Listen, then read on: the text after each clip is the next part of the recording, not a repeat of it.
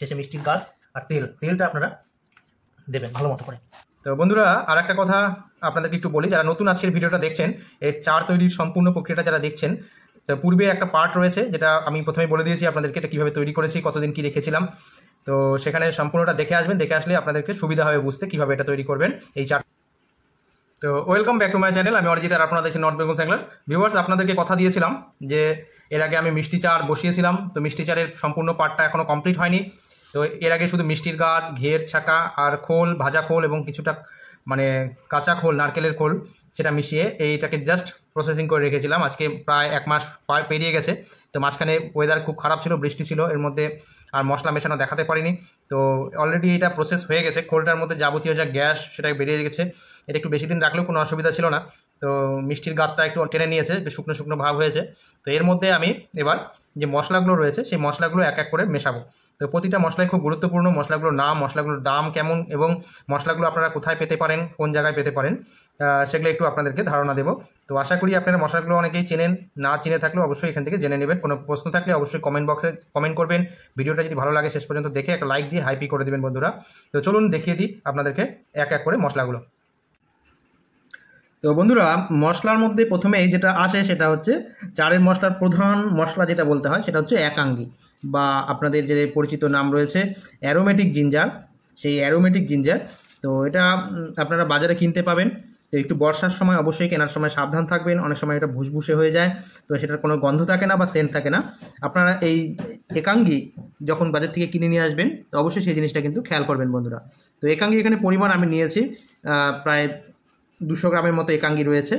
তো এই 200 গ্রাম একাঙ্গির মধ্যে আমি যে 7 কিলো চার বসিয়েছিলাম মিষ্টি চার, তার মধ্যে আমি 200 গ্রাম একাঙ্গি প্রথমে ব্যবহার করব।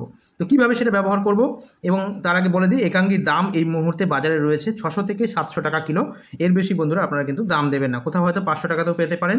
তো যাই হোক, জিনিসটা একটু দেখে নেবেন। আপনারা কলকাতার বড় বাজারেও পেয়ে থাকবেন, শিয়ালদা মার্কেটেও সেখানেও অনেক দোকান রয়েছে, সেখানে পেয়ে থাকবেন। দশকর্মার যেগুলো দোকান রয়েছে বা ফিশিং মেটেরিয়াল যারা বেচেন তাদের কাছেও আপনারা একাঙ্গি পেয়ে থাকবেন। 600 থেকে 700 টাকা কিলো ইন্ডিয়ান বাজার মূল্য এই মুহূর্তে রয়েছে। তো অবশ্যই আপনারা দাম যাচাই করে কিনে নেবেন এবং মশলাটা।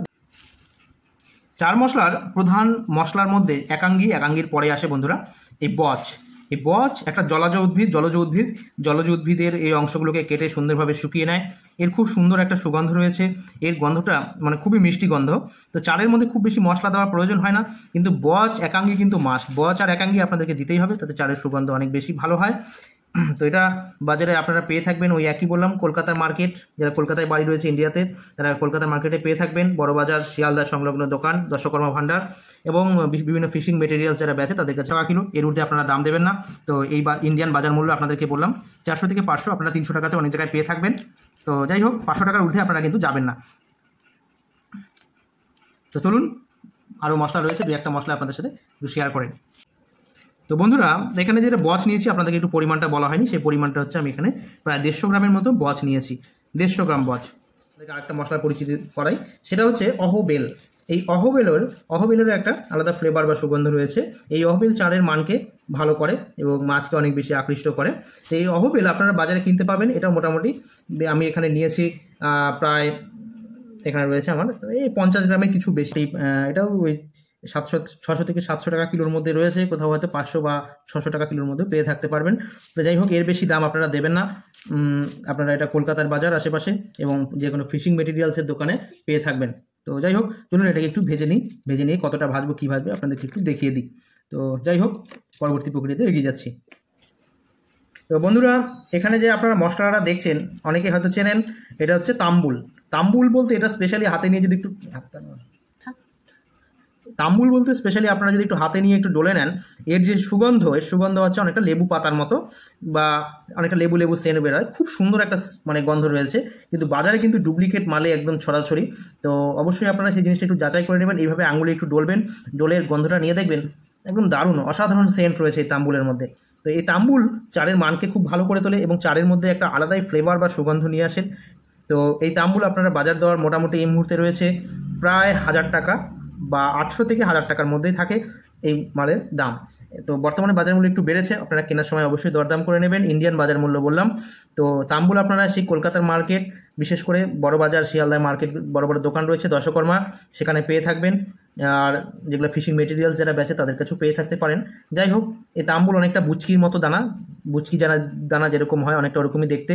বুচকি দানার দাম কম, 400 টাকা কিলো, এটা প্রায় 800 থেকে 1000 টাকা কিলো। অতএব কেনার সময় একটু সাবধান, বুচকি দিয়ে অনেকে ঠকে দিতে পারে তাম্বুল বলে। তো বন্ধুরা, এখানে মশলা হিসাবে পরিচিতি ঘটিয়ে দিই। এটা হচ্ছে মেথি, আপনারা অবশ্যই চেনেন, এটা বলার কিছু নেই। তো একটু ভালো মানের মেথি, পরিষ্কার দানা মেথি রয়েছে। এই মেথিটা কিন্তু আমি কাঁচা দেবো না, এটাও ভাজবো, এবং কতটা ভাজবো এটা ভাজার সময় আপনাদেরকে দেখাবো। ভাজার একটা ভাজ রয়েছে, বেশি ভাজলে পুড়ে গেলে তিতা হয়ে যেতে পারে। যাই হোক, ভাজার ভাজটা আপনাদেরকে দেখিয়ে দেবো। তো এখানে মেথি আপনারা মোটামুটি 50 গ্রামের মতো মেথি রয়েছে, খুব বেশি মেথি দেবো না। 50 গ্রাম মেথি 6-7 কিলো চালের জন্য সামান্য। মিষ্টি চালের জন্য একটু আমি একাঙ্গি রয়েছে, সেই একাঙ্গিটা একটু নেড়ে চেড়ে নেব। আপনাদেরকে পরিমাণ আগেই বলে দিয়েছি। তো এই একাঙ্গিটাকে একটু জাস্ট নেড়ে চেড়ে নিতে হবে। এই একাঙ্গির যে কালার, সেটা একটু হলদে হলদে ভাব হয়ে যায় নাড়তে নাড়তে, একটু হালকা হচ্ছে দাগও পড়তে পারে, ভয়ের কিছু নেই। তো বন্ধুরা, অলরেডি আমার এটা ভাজা হয়ে গেছে, এবার একটু নামিয়ে নেব, নামিয়ে গুঁড়ো করে নেব। তো বন্ধুরা, এবার একটু অহবেলগুলোকে একটু নেড়ে নেব।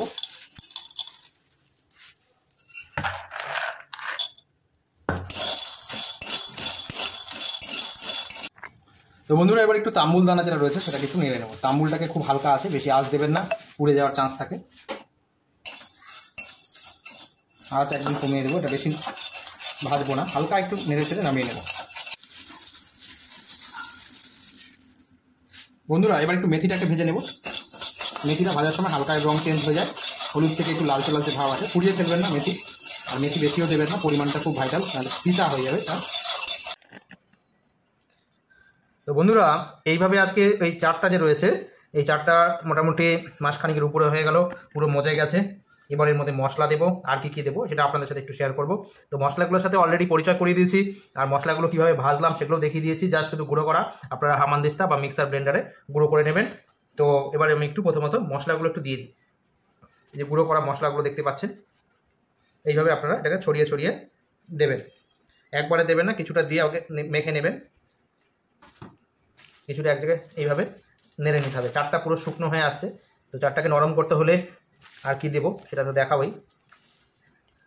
মানে মশলাটা পরে দেওয়ার অর্থ, যেহেতু নারকেল খোলটা একটু কাঁচা কাঁচা ছিল, সেহেতু মানে রোদে শুকনো গুঁড়ো করা, আর সরিষার খোলটা ভাজা, সেহেতু মশলাটা যেন আমি পরে দিয়েছি, খোলের যে গ্যাস, মিষ্টির গাদের গ্যাস, এগুলো সব বেরিয়ে যাবে। আবার একটু দেবো মশলা দিয়ে,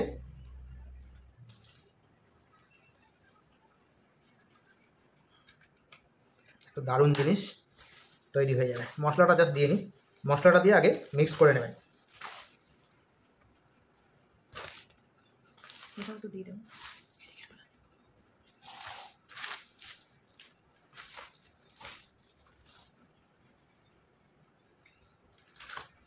এর মধ্যে আপনারা দেবেন যে কোনো প্রকার সাদা তেল, কেজি খানিকের মতো, 1 কিলো সাদা তেল, 1 কিলো সাদা তেল।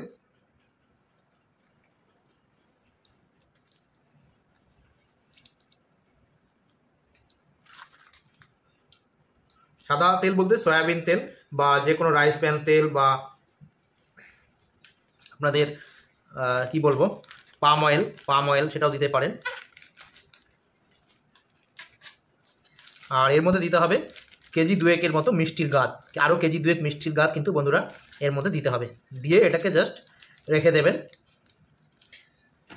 তো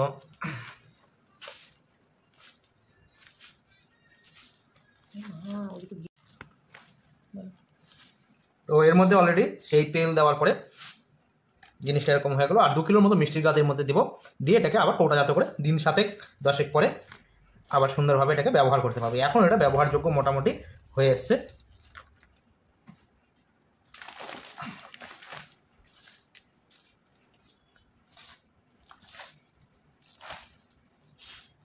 মিষ্টির গাদটা এর মধ্যে লাগবে কিন্তু বন্ধুরা, কারণ যেহেতু চারটা অনেকটা শুকিয়ে এসছে, অনেক দিন ধরে রয়েছে, মিষ্টির গাদ তখনই কম হয়ে গিয়েছিল।